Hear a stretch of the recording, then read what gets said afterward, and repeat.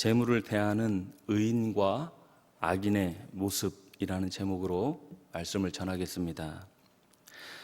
오늘 본문은 재물을 대하는 그 의인과 악인의 모습을 통해 어떠한 자가 재물에 대해 지혜로운 자인지 가르쳐주는 말씀입니다. 오늘 본문 9절에 비천히 여김을 받을지라도 종을 부리는 자는 스스로 높은 채 하고도 음식이 핏절한 자보다 나으니라 라고 말씀하고 있습니다. 여기 비천히 여김을 받는다라는 이 의미로 번역된 이 히브리어 칼라는 경시되다 또 멸시받다라는 뜻의 단어입니다. 그리고 오늘 본문은 이 단어를 수동분사로 사용하여 그 경시와 멸시가 계속되어지고 있음을 우리에게 보여줍니다. 그냥 잠깐 비천한 모습, 잠시 멸시받는 모습이 아니라 계속적으로 이 비천함 상태에 있는 그 모습을 지금 가르쳐주고 있습니다. 그리고 종을 부리는 자는 그 말대로 종을 부리는 위치에 있는 자로 우리가 번역할 수도 있지만 자신을 위하여 종이 되는 자로도 번역되어집니다. 어느 번역을 택해도 그 의미는 결국 겉으로는 좀 초라해 보여도 내실 있고 실속 있는 자로 이렇게 번역이 됩니다. 즉 겉모습은 좀 초라하고 남이 보기에 좀 비천한 모습이지만 그 사람의 실상은 종을 부리는 그 위치에 있다. 또 그 사람은 종을 부리는 자와 같이 자신을 위하여 종이 되는 자로 자신의 비참한 모습에 있지만 종을 부리는 그 위치에 있기까지 자신이 또 종의 위치에서 열심히 성실히 일하고 있다라는 걸로 이렇게 우리가 볼 수 있습니다. 그가 그렇게 내실이 있고 실속 있는 위치에 서게 된 이유는 타인으로부터 비천히 여김을 받을 정도로 자신을 높이지 않고 무슨 일이든지 직접 하고 겸손하며 근면해서 사람들 보기에 종들과 똑같이 보이기 때문일 것입니다. 그러니까 그사가 비록 겉모습은 비천해 보이지만 그가 종을 부릴 수 있는 위치에 있는 것은 그 자신이 겸손하고 근면하고 성실해서 종의 위치에서 종보다도 오히려 더 열심히 더 성실히 더 근면히 생활했기 때문입니다. 요즘 TV 프로그램 중에 그 생활의 달인이나 서민 갑부 이런 데 보면 성공한 자수성가한 그러한 사업가의 모습들이 종종 나옵니다.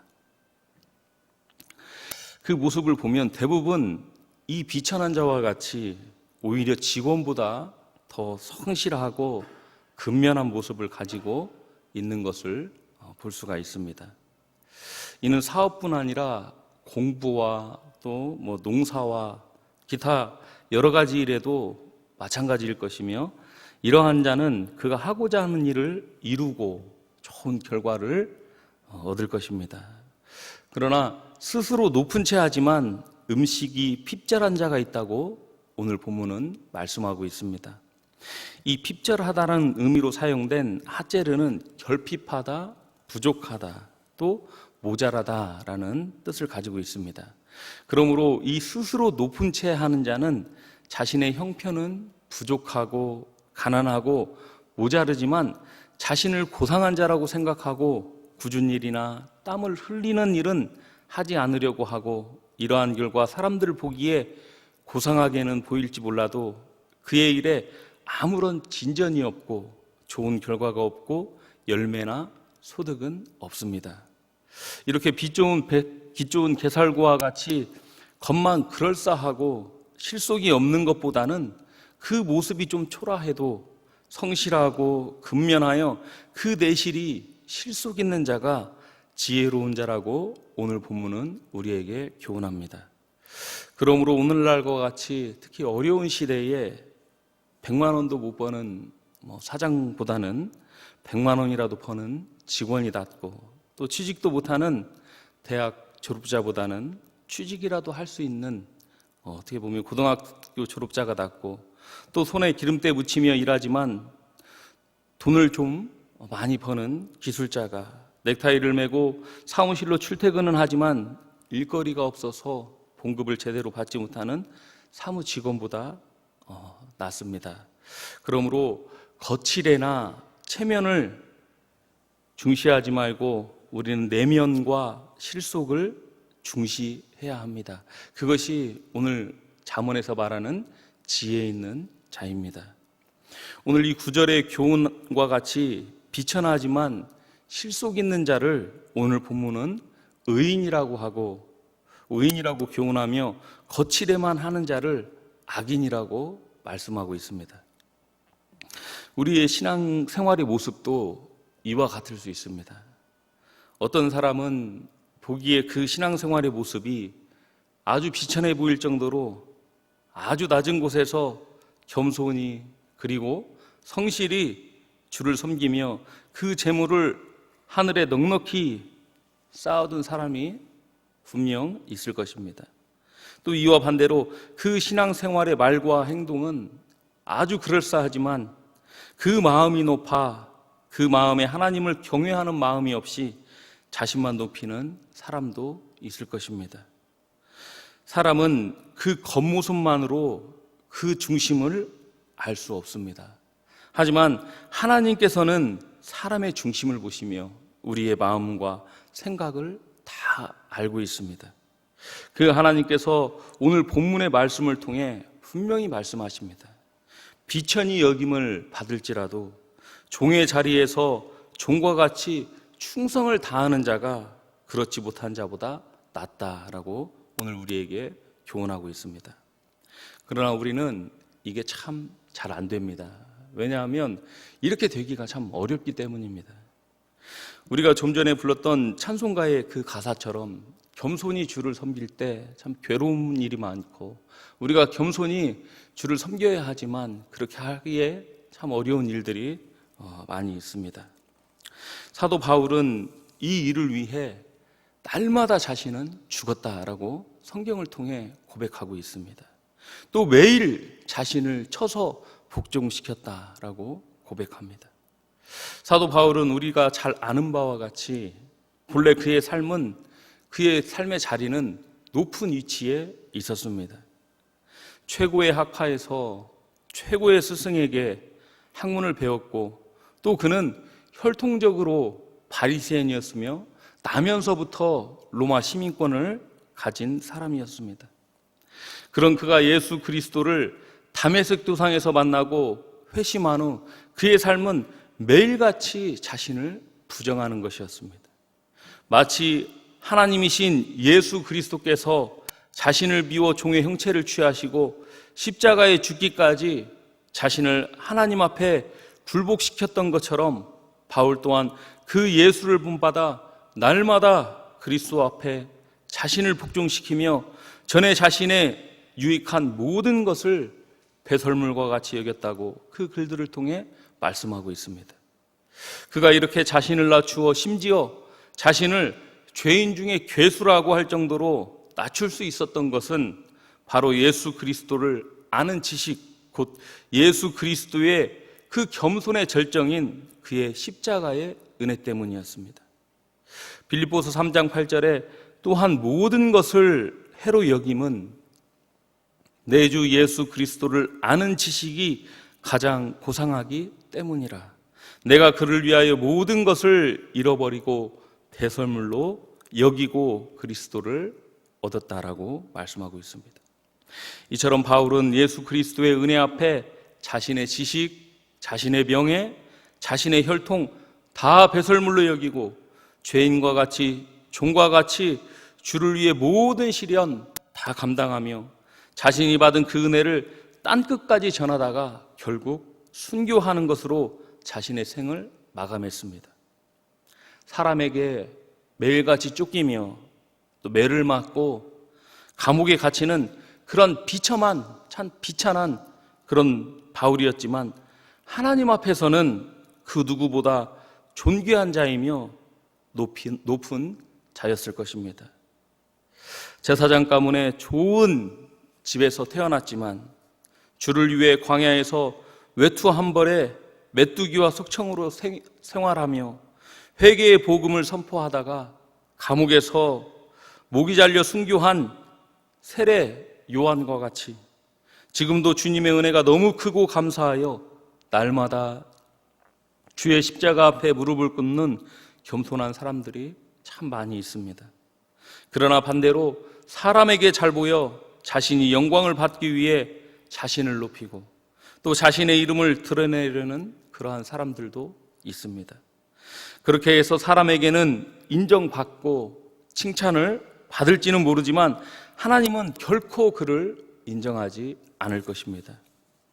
마태복음 7장 21절에 나더러 주여 주여 하는 자마다 다 천국에 들어갈 것이 아니요 다만 하늘에 계신 내 아버지의 뜻대로 행하는 자라야 들어가리라는 이 예수님의 말씀처럼 주여 주여 입에 발린 입술의 고백이 아닌 진정한 마음의 고백과 더불어 선한 행위로 주님을 겸손히 섬기는 자가 주께 인정받고 그런 자가 진정 실속 있는 신앙생활일 것입니다. 그러한 사람은 무슨 일에든지 주님의 교훈에 따라 선한 열매를 맺을 수 있을 것입니다.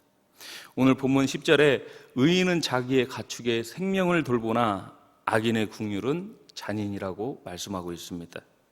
하나님을 경외하고 그 계명을 행하는 자들은 다른 사람들의 인격, 생명, 또 재산, 명예를 존중할 뿐 아니라 짐승들의 생명까지도 돌보며 그들은 짐승들에게 먹을 것과 마실 것을 주고 추위와 더위를 염려하고 아프면 치료해주고 그것들을 학대하지 않을 것입니다. 그러나 악인의 국률은 잔인이라고 오늘 본문은 말씀하고 있습니다. 악인은 가축들에 대해서도 학대하고 먹을 것을 주지도 않고 아플 때 치료해 주지 않습니다.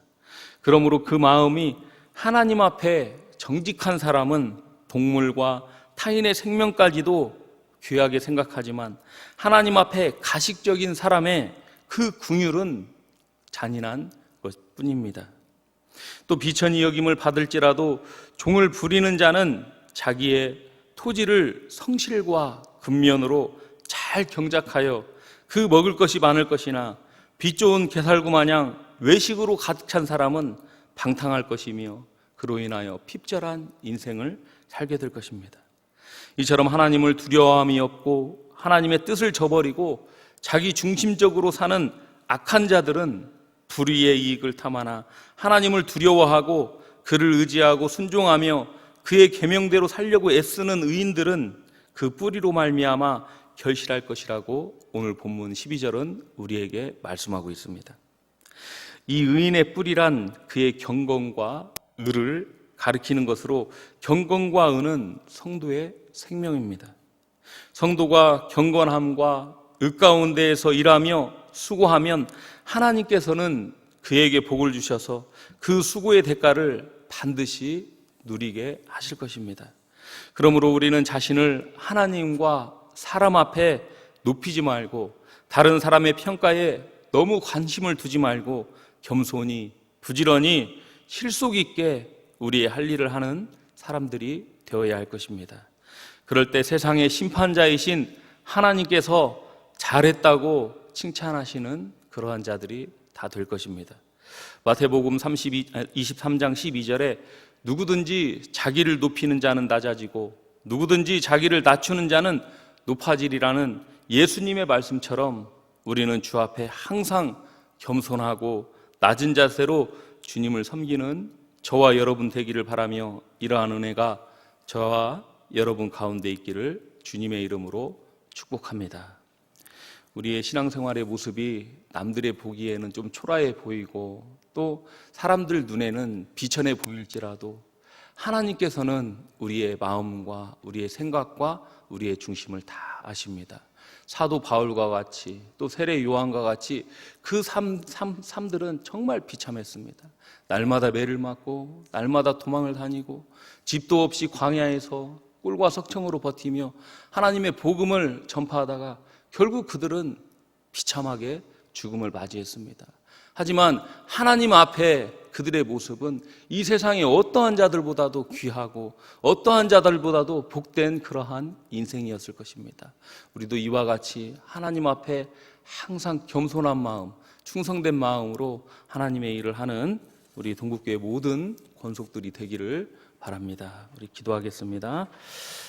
오늘 주신 말씀 생각하며 내 자신을 돌아보고 내가 하나님을 섬기되 하나님의 영광을 구하는 것이 아니라 나의 영광을 구했던 것은 아닌지, 내가 세상 사람들 앞에서 나를 높인 것은 아닌지, 하나님 앞에서 나를 높인 것은 아닌지 우리 돌아보며, 만약 그러한 것이 있다면 이 시간을 통하여 회개하고 주님의 은혜, 그 십자가의 복음을 다시 한번 우리 마음속 깊이 간직해서 겸손히 주를 섬길 수 있는 저희들이 되게 해달라고 기도해 주시기를 바랍니다.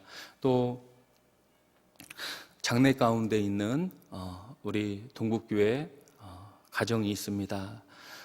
그 장래 일정 가운데 하나님께서 함께하여 주셔서 장래의 모든 절차가 은혜롭게 잘 마칠 수 있도록, 또 그 장래 가운데 있는 그 유가족들에게 영육간의 강건함 허락하여 주셔서 그 장래 치르는 일에 부족함이 없도록 해달라고 기도해 주시기를 바랍니다. 그리고 오늘 저녁에 수요 예배가 있습니다. 예배 가운데 하나님 함께해 주시고 우리 성도들 가운데 말씀으로 우리 성도들 변화시켜 주시고, 또 말씀으로 치유해 주시고, 또 말씀으로 회복해 달라고, 또 말씀을 전하시는 담임 목사님 영육간 강건함 허락하여 주시고 성령의 충만함 허락하여 주셔서 오늘 전하시는 그 말씀으로 우리 동국교회 모든 성도들이 새 힘을 얻을 수 있도록 이 세 가지를 놓고 우리 주여 한번 부르고 합심하여 기도하겠습니다. 주여.